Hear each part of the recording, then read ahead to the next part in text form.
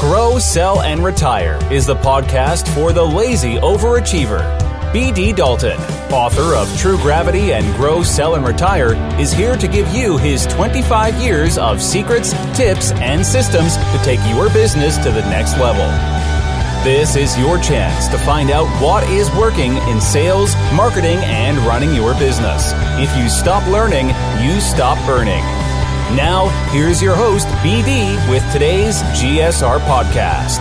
Hey everybody, BD Dalton here with the Grow, Sell, and Retire podcast, bringing you my interview. It's the second one with Campbell Macpherson. This guy's awesome about changing your business, about changing your mindset and getting things moving forward. He's written the book, award-winning book, The Change Catalyst. He's got another one coming on the way to get to you and help you make sure you're making life changes in your business that'll make it so you're not just changing the ideas, but you're changing the culture. You're moving things in a direction that you can actually deliver to your clients. This is the second interview because the first one was really good and we got into some ideas just about change. Today is going to be looking at your marketing, your values, how you make sure that you differentiate yourself so that you have your secret sauce, your unfair advantage, and you can apply that towards change in your business. These are secrets for the lazy overachiever, brought to you by BD Dalton, me, on your Grow, Sell, and Retire podcast. I need you to start spreading this word around to all your friends, making sure that they get in on this, because if we can make the world a better place, one little change at a time. And guess what? Even better, if it's a lazy overachiever change, it makes it so that you don't have to work as hard. Because when we have to work hard, we don't have as much fun doing it. We love the outcomes, but if we can apply the same amount of pressure and the same amount of energy and the same amount of time, effort, and focus, then guess what? We can get there together, having more fun. So sit back, grab a pen. You'll probably need some coffee because this guy is switched on. It's my interview with Campbell Macpherson, the Change Catalyst. Campbell, welcome to the show. Thank you very much. Great to be here, Pat. Good. So, you know what? People come on the show. They say they're experts. They say they're all this type of stuff. Why would anybody want to listen to you about change, Campbell? What have you done? What would make people think that you're a credible figure? Well, that's a great question. I've done a million things over the years. I've been strategy director for a large insurance company. I've been marketing director for a Virgin company. I've been instigating change for over 25 years, or helping CEOs and their leadership teams to do that for over 25 years in Australia, in the US, in the Middle East, in Europe, and of course in the UK. And then I wrote a book, and the book's called The Change Catalyst. And it won the 2018 Business Book of the Year last year. So not only the leadership category, but the overall thing. So it tends to be a bit of it's become a bit of a Bible for change. That's cool. And so that's really good. So let's have a little bit of a sermon here. Let's talk about this. And you and I talk about this because we see it all the time, is people start to talk about values. So I know you've told me a story before about Virgin and the Branson and the image and the values. And so just walk us through what people look at when they look at values and what changes when they actually start to try to apply those values and talk about them.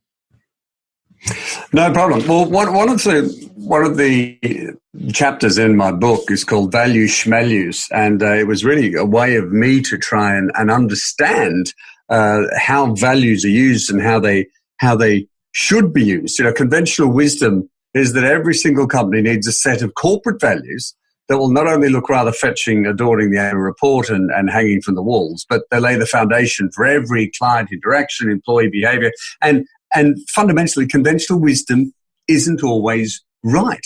Companies spend untold hours thinking through what these values are, and normally they forget that there are a set of right values and a set of real values. So the values that companies end up putting in their annual reports are what I would call the right ones. They're the ones they think they should be aspiring to.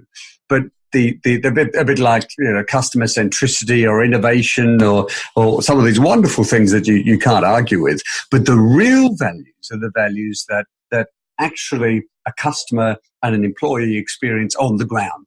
And those real values can be even more powerful if you like, than the aspirational or the right values.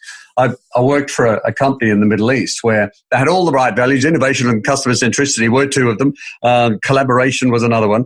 But the real values that they had, the values that everybody lived, were far more powerful. There were things like honor, which is very unusual, but things like honor and also trust in the market. And they were a huge wealth manager, and they were trusted, and they honored their contracts, and they did what they said. Now, those values, if they'd have actually used them, all of the culture, all of the people would have got behind the organization and said, yeah, they're the values we live every day. But sometimes when we look at this, I know, and we'll come back to it on the value schmalues, because on the Grow, Sell, and Retire podcast, we love threes, and I know you've got three when it comes to the types of values that are out there. But I do. Coming back to that, so if you put it on, and I always, when somebody's driving down the road, and I was just back in the States, and you see somebody that has 17 bumper stickers on the back of their car that tells you every value they have, whether it's about I only look left, or I voted Mondale Reagan in 2018, or whatever it was, tells you all of their values. As soon as you do that, doesn't it almost kill it when you have to say it? Yeah, well, say, I'm a trusted advisor. Aren't you almost stepping outside of the actual values that you're trying to deliver? A really good strategy consultant mate of mine called it a visible strategy line. And if you had to actually put it on a bumper sticker, had to put it on a card or put it on the wall, it instantly diminished its value, pardon the pun. And Richard Branson's a perfect one of that. When I was marketing director of Virgin Wines years ago, I was brought in to start Virgin Wines and get it up and running, which was fascinating. I was searching around for a Virgin brand manual, and I worked out it just didn't exist. If Virgin had worked out, well, we worked out what the values were, and it was sort of one like, if you had to put words on it, it was consumer champion. But if you'd put the words consumer champion under the Virgin logo, they would have instantly diminished the whole point to the organization, because people would be looking for examples of where they weren't consumer champion. So there's no slogan under Virgin. There's just simply Virgin. And when I spoke to one of the senior lieutenants of Branson's lieutenants about where's the brand manual, and he went, if you don't get what Virgin's about, you shouldn't be here. It's like if you have to ask what the miles per gallon is on that big 4x4, you shouldn't buy the 4x4. So if we go back to Campbell, when we look at that, so I got three types of values. We talked about corporate values. What are the other two types of values? And let's go into each of those. Yeah, the first one's fairly obvious, and it's brand values. And your brand values are not what your CEO says they are. They're actually what your customers say they are. Now, that's fairly obvious, but so many times I see organizations saying, our brand values are trust, loyalty, whatever they are. No, they're not. They're not your brand values. Your brand values are what your customers say they are. Then there's the corporate values. And again, the corporate values are not the ones that are in the annual report or hang from the ceiling as people are light from the lifts every morning. The actual corporate values are what your employees say they are. Now, the ones that you put in your annual report are the ones you say are your brand values and corporate values. They're actually your aspirational values. So there's the three. I know you like threes. They're the three types of values. And if more companies would think, or more leaders or more businesses would think about their values under those three categories, you'd end up with a culture that actually is firstly real and built upon real values, not the right values, but also you'd end up with a culture that is aligned to deliver the strategy. Everything becomes real. We're aspiring to these values. Our customers say our current values are here. Our employees say the current values are these. Now we can start to work from where we are to where we want to get to. It'd be far more honest and open. And so when you're doing that, so I think I put in the show notes that you start off your business, or somebody starts off their business, and then you go out and you get clients and you start delivering a service, and you hope that they believe that service or that product is like this. Then you look at it internally on yours and say, we think that our clients believe this. And then you get the two of those together, and that takes you to aspirational, where we think that the client and our values mix up. Those two things that are there, our aspirational values, are maybe these two, if you wanted to say bumper stickers, that we could then want to be so that we can find more of those type of customers? Yeah, definitely. Definitely. The key point I'm making is that your aspirational values, you've got to understand that they're not real yet. So if you put out, a recent client of mine has a value of customer centricity. Their customer net promoter scores are in the severe negatives. So when they put values of customer centricity on the wall, and yet all the customers are telling them they're really crap at service, pardon the French, that just doesn't work. They become disingenuous. If you said we're aiming for customer excellence or whatever, then at least the clients would be, well, that'll be great. I really want you to deliver that. But if you go out with something that isn't real right now, it actually can have the reverse effect. If it's too much of a gap, if it's too much of a leap from where you are today, it's disingenuous. So if you were to change the wording on that as to where their aspirational goal is customer centricity, but the value today, would it be enhanced customer experience or? Yeah, exactly. Perfect. Yeah, exactly that. What they're trying to do today is improve customer service. We aim to put the client at the center of the organization is a great aim, but don't pretend that it's currently happening. Yeah, but every change takes time. So with that through a smaller organization, what if you had three things that really either expedite or hinder change like that? So if our goal was we currently have Trustpilot scores of 2 out of 5, and we're trying to move ourselves up to a realistic aspirational goal of 4 out of 5, what are the three things that kind of help us get in that direction to match those values possibly? The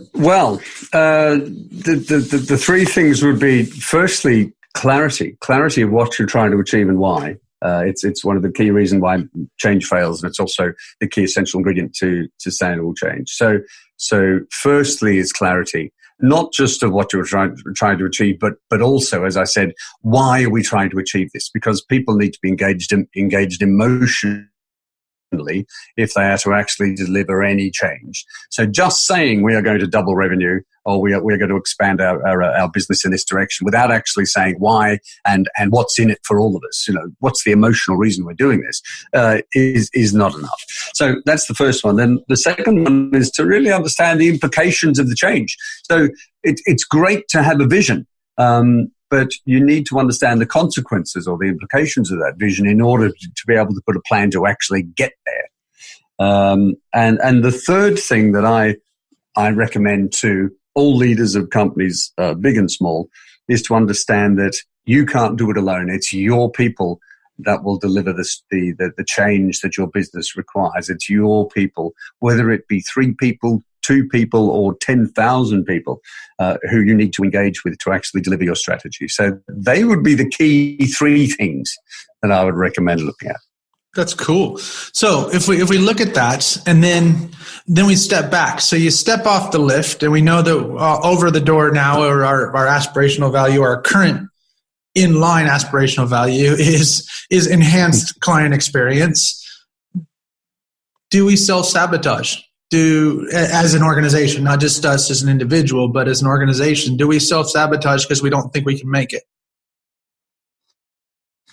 Well, I think by actually changing the values to be what you've just said, it will help us reduce the chance of self-sabotage. But to answer your question, we self-sabotage all the time.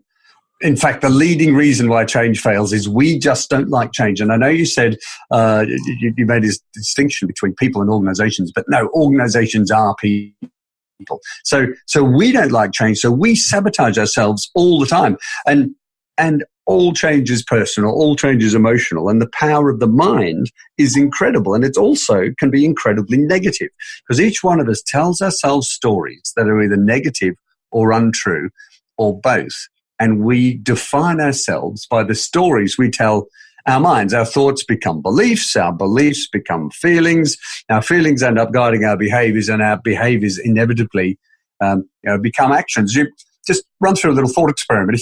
If you walk into a park and see a stranger with a weird haircut and tattoos and a and a snarling bulldog, our first thought is, oh, be wary. And nothing's happened. So one negative thought can turn into a feeling of distrust, which instantly makes us behave in an edgy way towards them. All they've stood there, they've done absolutely nothing. So with no cause and no exchange of words, the relationship is on a confrontational footing from the start. So imagine instead if our first thought was, wow, look at him. He looks interesting. I wonder what his story is. Well, our whole behavior and the body language signals we display would change completely. And so would their reaction to us. So it's fabulous. I think Emperor Titus, I think it was, he's the guy who finished the Colosseum, a couple of thousand years ago, said that we can only really control two things in our lives, and that's our thoughts and our actions. And I think that's really, really profound. So how we react to change, what stories we tell us about why we can't change, what the barriers to change we put in our heads ourselves. We put barriers in front of us. No one else does. Is profound. We need to change those stories. We need to, because we can control our thoughts, and our thoughts will inevitably control our actions. Mind you, this emperor also said the body of your enemy smells sweet. So he wasn't completely famous for turning the other cheek. But it's the power of thought, the power of controlling those stories inside our heads is everything, because all change, even organizational change, is personal. It's the culmination of a myriad of personal changes. And we all have to identify the barriers that we personally erect to change. And then we have to look at how to dismantle those particular barriers. It's all up to us. It's all change is personal. So let's just say that we went back to, and you've walked in, and you are 1990s Campbell Macpherson, and you haven't come to the revelations that you've come to now, and you're bold and brash, and you walk in and you tell Mr. Branson that he needs, or Sir Branson, sorry now, because 1990s you've still been Mr. Branson, but would you say we need a logo, we need a slogan, we need something over the door that tells everybody that we're the brand champion? I know it, and now we know that looking back that would have destroyed us. But how does that marketing of something that is value centric, how do you do that? Well, the great thing was that I went to it wasn't Will Whitehorn, it was people who he said, no, we don't do this, and this is why. So it was cut off at the pass. But the key thing to embed any values is to make sure that you involve everybody in the leadership, management, and throughout the organization in understanding what they are. Then it's the marketing team's job to work out how to communicate that, how we portray that, whether it's mouse mats or hanging on walls, or whether it is a slogan or not. But we have those debates and those discussions up front, because if I'd have done that to Richard Branson, apart from just handing me my severance and kicking me out of the door, he could have then just gone, okay, let's all think through what the implications of doing that would be, Campbell. And very shortly, I would have realised that it was not the best idea that I've had. But we all come up with these sorts of ideas. CEOs come with these ideas all the time. What they need to do is get their people around and think through what the implications are, because it takes the power of networking, the power of brains. More brains will come up with better results and help a CEO come up with better decisions. That's cool. So it's trying. I mean, the marketing actually happens by the delivery, doesn't it? As that's kind of where we come back to on the values, because the values that we truly want it works well. Right. It works well. So if we're talking about when we bring in values and we bring in, so we've got brand, we've got corporate, we've got aspirational. So if we're looking at a word for each of these that we want to think about. For brand, what word should we think about? What's real? It's what's real and what's us. Well, I just keep coming back to what's real, what's operational. what do you want your company to stand for? That's the brand essence of where we should be going. What do you want it to stand for? What do you want people to feel when they look at your logo, when they experience your brand, they experience your customer experience? How do you want them to feel? So I suppose it's feeling, really, when it comes to brand. Cool. And then corporate? Corporate values is how do you want people to behave? How do you want your people to work together? How do you want them to behave to deliver your brand promise? So it's about behavior. And then aspirational. Yeah, aspirational is I just use that word. What do you want your company to be? What do you aspire? What's your vision? There you go, vision. What's your vision for the organization? That was good, Bart. I think we'll come up with something there. Yeah, vision. That's really good. I wrote down as you were talking, because you started off like this. I wrote 3 B's. One is, the first one for brand is behind. What people say behind your back. And the number 2 is behave, because you gave me that one. So how do your people behave, and how do your client interactions behave? And then aspirational, I wrote become. What do you want to become? Oh, I like that. Behind behave. That's very good. So those are all awesome. So you got visions, but that's the hardest part, I think, is that people try to do too much all at once instead of trying to incrementally go through their change process and go for the steps from 2 stars on Trustpilot to 5 stars on Trustpilot in 3 months. It doesn't happen. Actually, that is very true. Working with several clients, it's baby steps is patronizing, but it is. What are we going to do tomorrow? We know the essence of where we're going to go. Now, what are we going to do tomorrow? Let's set ourselves goals that are achievable, because then we can be patting ourselves on the back and moving with momentum. If you try and make a huge leap, as the NHS computer system, that spent I don't know how many billions and failed because it was all just too big. It was just trying to do too much too quickly, and no one could get their head around it. And when there's no success until the very end success, then it's just not going to work. It makes it very difficult. So we always have this fun at the end. Is these are kind of the personal thoughts. So what goals do you have in place for 2018? Well, my goals for this year were firstly to get on the books of more speakers bureaus and ramp up my speaking engagements, which has happened, which is great. I wanted to become an adjunct faculty member of a leading business school, and that's happened with Henley Business School, and we've won a rather large contract recently, which is fabulous, all about leadership development for a large organization.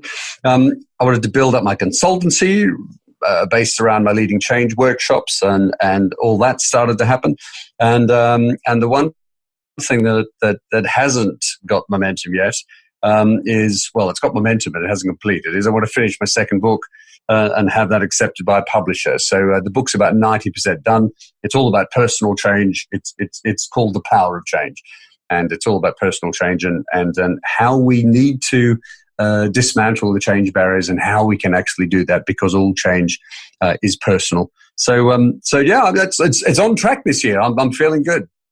And so, and we've talked about this before, but it's because we're both colonials. Do you think that it is kind of one of those things that, and not trying to be racist, but Brits don't want to change as much as some of the colonials do, because we're used to changing. So do you find that it's harder to get people? That's a good question.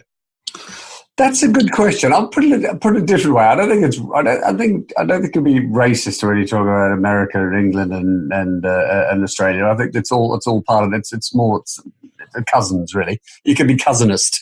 I think none of us really want to change. I think it's difficult as colonials. I like that word. Difficult as colonials to be telling other countries, to other nationalities, to change. That doesn't really happen very well. So what we need to do is we need to enable them, to help them to change. change. Nobody likes being lectured by anyone, but anyone from outside their country. No nation likes that. So, but they do like people to help them work out how, why, and when to actually change. So it's fine getting some assistance from a cousin. You don't want to be lectured by them. Because I get that whenever I'm speaking at some sort of function, that's very American. You know, we don't do that here. It's like, well, okay, I've got both passports, so I can be very British also. So it's funny. So do I. But it makes it a change. I had several US clients, and one of them particularly would be going, "Go ahead. This is how we do it back home," and that just doesn't go down well. Yeah. No, that's back. You're not back home anymore. That's what you get. So, what's your favorite piece of tech that you're using right now? Right now, very low tech, and it made me laugh when I read this. I've got a very low tech, a posture corrector. That's something you strap around your shoulders to pull your shoulder blades back, because it's to stop the excruciating pain in my upper back from all the damn hours I'm spent hunched over my computer writing this next book. That's really good. As soon as you said posture corrector, I sat up straight in the chair. I don't know why. It's one of those Pavlovian ding ding, step up. Okay, yes. Yes. So how can we learn more about you? Where do we track you down on the interweb and all that type of stuff? Cool. Yeah, the website's changeandstrategy.com. At Twitter is at Campbell TCC for the Change Catalyst, and obviously LinkedIn is just Campbell Macpherson. So the best ones are Twitter and the website. Subscribe to my newsletter on the website, changeandstrategy.com. Love to chat to people. That's cool. And then last thing is, so we've talked about your time with all sorts of different companies, financial companies all over the world. If people just listen now in the last minute, what is a quick fire top tip from you for our listeners that they could just write down? So if they've listened to nothing else and they've just woken up because our dulcet tones have lulled them into a sense of security, what is one thing that they should think of right now? Right. Well, I'm not going to go for any corporate stuff like be clear on what you're trying to achieve and all that sort of stuff. We all know that. I'm in personal change mode at the moment because all change is personal. So I recommend two things: believe in yourself and laugh a lot, because life's too damn short. And I think that's awesome, because it's hard. Well, I mean, and we talked about this when I went back home, and people just the whole negativity that surrounds the world right now with everything, whatever you agree about politics, whatever you agree about currencies, people, immigration, whatever else it is, everything's so negative, and it just not that all that impurities come back into your brain and make you start thinking. It's negative and it's polarizing. We seem to be searching for us and them, and we don't need that right now. I don't think we ever have. We don't need to find people to not be in our club. We need to break down the walls of our club and come together, for goodness sake. So with all this negativity that from BBC and CNN and Fox and everyone else that we're seeing, it's good just to step back and go, you know what? I believe in myself, and just have a damn good laugh. That's awesome. I think we've gotten rid of our terrestrial cable or terrestrial TV, and we just watch Netflix. So I'm either deep in some sort of suspense or laughing my tail off, because it just makes you feel good to laugh. It's so no, it does. Otherwise, you just sit there with your head in your hands, going, "No, the world can't be carrying on like this. This is ridiculous." So anyway, I agree. Netflix, believe in yourself and laugh. There you go. There's three. I don't know. Yeah. But no, that's very good. Thank you so much for all your time today, Campbell. Pleasure, Bart. Absolute pleasure. Thanks for joining us on Grow, Sell, and Retire. For more information, tools, or to book one of our team members to work with your team, business, or to speak at your event or conference, visit bartdaltonconsulting.com or email contact@bartdaltonconsulting.com. Buy the book True Gravity on Amazon. If you want to work for the rest of your life, that is your business.